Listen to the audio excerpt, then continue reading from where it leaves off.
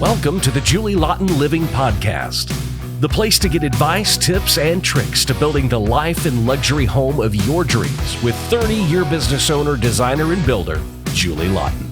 It all starts with a good plan. This is Julie Laughton Living. Welcome back to another episode of Julie Laughton Living. Today we're going to talk about how do you determine your budget. But before we get started, don't forget to check out my 7 simple steps. Just click the link below. It's the 7 simple steps to a successful 5-star process. And it's a wonderful guide to tell you what's going to happen in advance. And if you go through the course, it's a free course, and just listen to everything. And then you can also print it out and read it too. So it's the 7 simple steps to a 5-star experience. Just click the link below at Julie Laughton Living.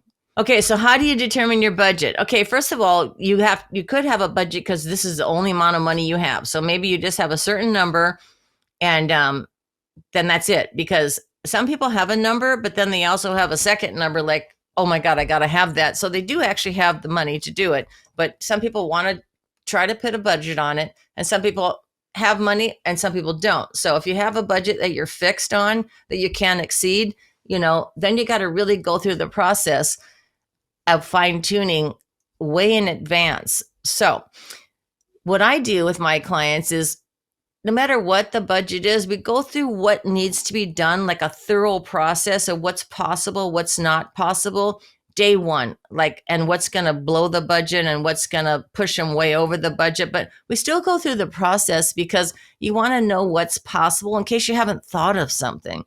And then that might change what you want. So I'm very thorough about what can and can't be done to the house according to the wish list. But the only way to actually get the budget is after that's done and you draw the plans, you have to have all your selections done. I'm talking down to the cabinet knobs, the flooring, the countertops. Do not even set a budget until the selections are done, because every selection triggers something and then things could change. So the client needs to be put through that thorough process, because there's nothing worse than, oh, I didn't think of that. And that's the designer's job. But if the client's not paying attention or trying to, rush things also, or, the change order process is brutal. If you don't have your plans exactly completed with every detail before you bid, that creates a problem. So the secret to getting a budget is having complete plans. And then your budget is determined by what you want, but then the number has to be adjusted to what you can afford and what you want to spend. So it's a process in itself, but it starts with having complete plans. Don't be guessing and estimating and giving allowances. You got to have complete plans. So once you get this wonderful budget and you go through this beautiful process where you've covered everything, and then the right way to do it, because with my projects, seriously, I don't start construction unless the client's done making decisions and has thought of everything. There's nothing worse than a client that shows up 2 weeks after demo and says, oh, I want to add a room on, or, oh, can you put me a lap pool in the backyard?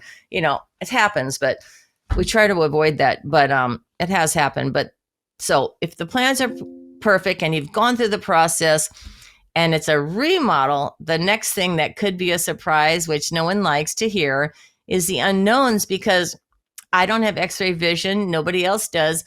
But sometimes after demo, there are things called unknowns that you don't expect to be there, because we all expect things to be built technically right. And we can usually see water damage or termite and all this stuff from the surface or with a little poking around. But the unknowns, which clients fight me on sometimes, because if the client's on a fixed budget, they don't want to spend too much, it's difficult because you have to guess in advance what would cover it a little bit. But the unknowns, we can't avoid them, and everybody has them in a remodel. I mean, there's all kinds of stuff that shows up that you never dream would be there. So that's something to be prepared for. So they always say to put 10% on the bid, for the unknowns or the unexpected. So it's a pretty good number. 10% works. If it's more, then that means something's really bad, but that should have been seen, because, if the house is falling apart, there's the unknown goes up more. But that's your guide, is plan on 10% unknowns, just because nobody has x-ray vision. But that's the only thing that should change the budget if you are good about your advance planning. So another thing about the budget is, when I first meet with people, for example, like the first meeting, there's total strangers, they want to tell me what they want to do. And then I tell them what's possible, not possible. And then I also estimate what it's going to cost right there, the first hour. And how I do that is I put a square footage price on things. So it's easy to estimate a remodel or a new build based on square footage. If you're ever curious how to run the numbers, is you can take your square footage. If it's just an interior remodel and you're not changing doors and windows and doing an addition, you could put $200 a square foot on it.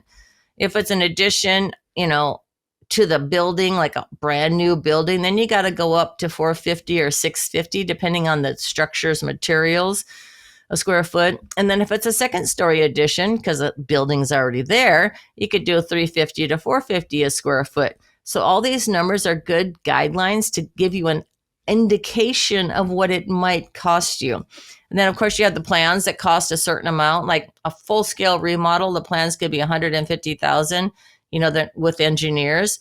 And then you add that to the construction cost, which is based on the square footage numbers I just went through. And then that gives you a big picture number of what to expect.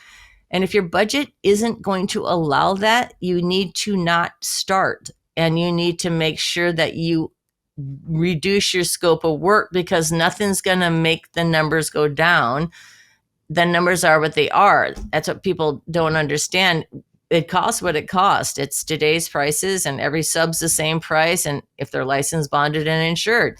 So be very important to run some numbers and base your expectations on what those numbers are, so you're not surprised. And then hopefully those numbers you come in about the same, a little under, a little over, but they should be pretty close. Every job I do, we budget according to reality of the plans and my expert opinion of what I think it'll cost based on my experience of what I see the condition of the house is, what the client wants, and what I see is possible. So I do this effortlessly and quickly because I know what structural costs are, and I know what can and can't be done to a building.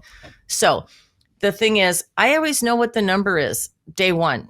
And then I always tell the client day one. But if they tell me if I tell them the project's 1.2 and they tell me they only have 650,000 or 350,000 to spend, I just tell them, well, that's not going to happen no matter how many corners you cut and how much you want that. Because a lot of people want their Ferrari, but they only can afford a Toyota. So the point is, you can't be delusional about the cost is the cost. So if you only have 650, you have to reduce your scope because you want it done right. So if you try to cut corners, and go cheaper or hire cheaper people, or God forbid, go owner builder and do it unlicensed contractors and all that jazz.